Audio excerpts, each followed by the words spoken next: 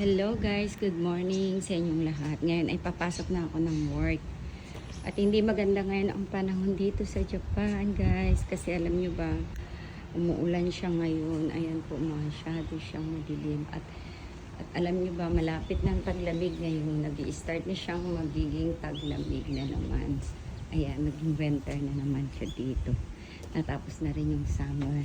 Kasi para sa akin, mas gusto ko yung taglamig sa tag-init. Kasi alam nyo ba, mas sobra ang init dito sa Japan kaysa Pilipinas. Ngayon ay pasok na ako sa work ko. Yan. Pasok na rin ako. Maglalakad lang ako papunta sa aking service na bus. Kasi doon ako sinusundo ng bus. Yan.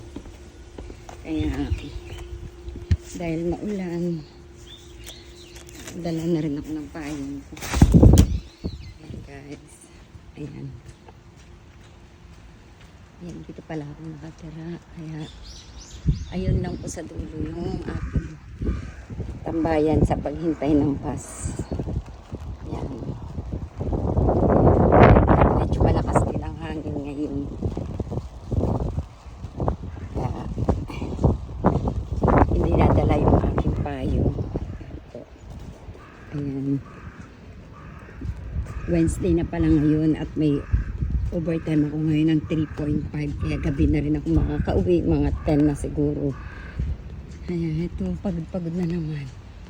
Everyday kasi may overtime talaga kami. Ayan. Okay guys, thank you for watching my short video. God bless you all. Please like my video. Thank you. God bless you and bye-bye.